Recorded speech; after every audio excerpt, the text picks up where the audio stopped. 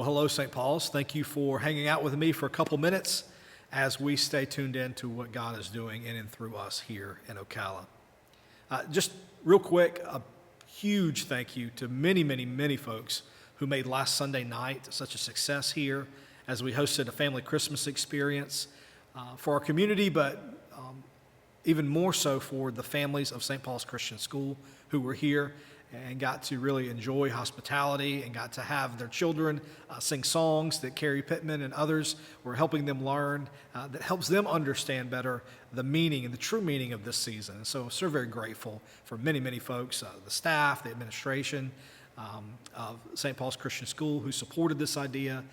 For the school board, the board of directors is led by Amber Gellner, how their support of this and decorating and filling in the gaps. Kelly Hall, for doing things behind the scenes. Courtney Miller, for filling in some gaps for us. We're so very grateful for that type of work.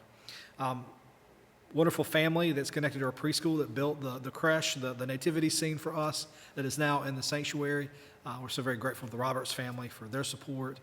For Deb Pritz, for Craig Pritz, helping us with technology, for Beth being here to help lead Silent Night, Jennifer and Ellie Jo Jackson who helped narrate the evening, to the kids, some of our kids from our church, as well as some kids that are alumni of our preschool here that were here for our live nativity portion.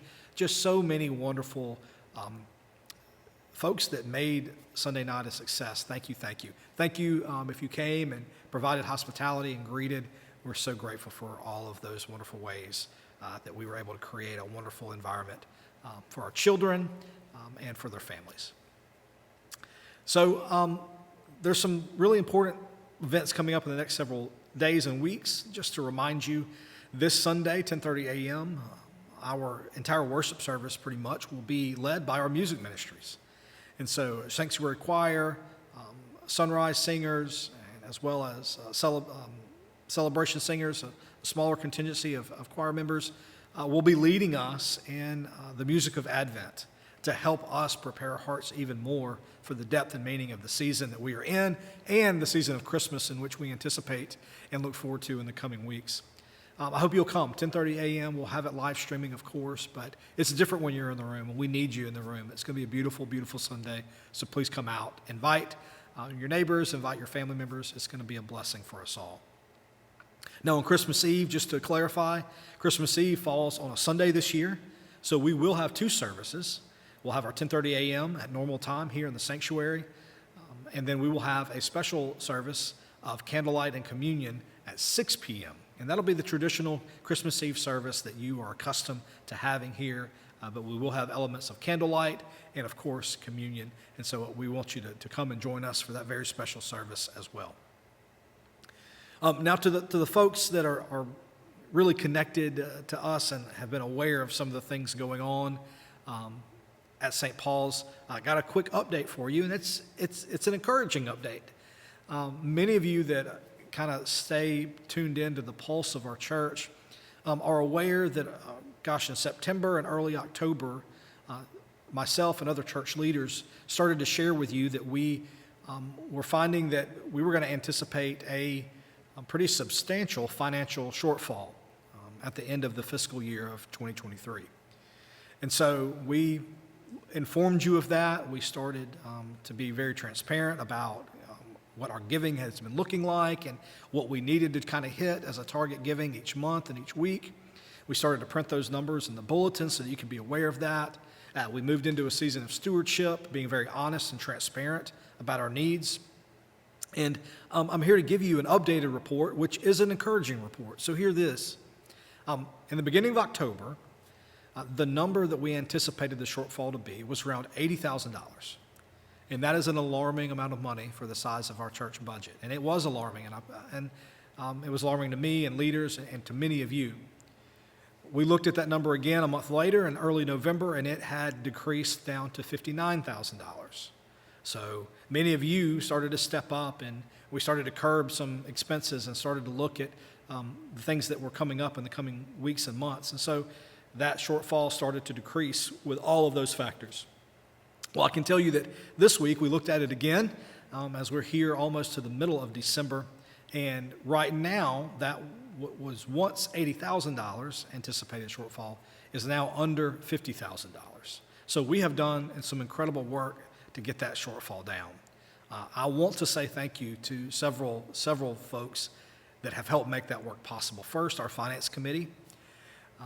And they are a valiant and faithful bunch who help us understand kind of our giving and projections and things of that nature. They're led by William Gellner, and we're so grateful for their leadership. And so they are invaluable to us, and they do a lot for us that's behind the scenes that they don't do it to get praised, but I want to praise them for their incredible work. I want to thank our staff and many other leaders who serve here at St. Paul's, who have stepped in and filled in some gaps financially and otherwise to help us get through this season and to take expenses on themselves that really should be the church's responsibility, but have said, no, we need this thing for this season, and so they've taken it upon themselves, and so I'm so very grateful for them helping us continue to be faithful and to be good stewards of what we have. So thank you to those folks who I'm not going to call out by name because they would not like that, but I know who they are and they know who they are, and I'm so grateful for them. And I want to thank all of you. So many of you have committed to giving and committed to, perhaps some of you have made special contributions in this season. And so you have gone above and beyond, and so we are so very grateful to you. For all of us, if we are interested in prayerfully considering an end-of-year gift financially to St. Paul's United Methodist Church, I pray that you would lean into that. I pray that you would consider that.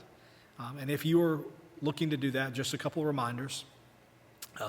In order for it to fall within this fiscal year for your accounting purposes, it has to be postmarked or dated no later than the 31st of December when it is received. And also, some of you may be interested in giving a stock gift. And if that is something you're interested in, giving a stock gift at the end of year, please call us in the church office and we'll work with you to get that taken care of as well.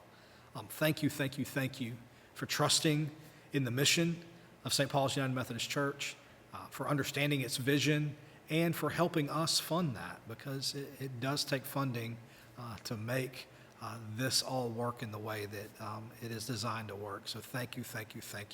I couldn't be more grateful to you, and I look forward to all that God has for us, not only in this season, but in 2024 as well. All right?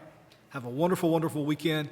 Can't wait to see you with us Sunday morning for special music, and then Christmas Eve as we prepare again for Emmanuel, God with us. Be blessed.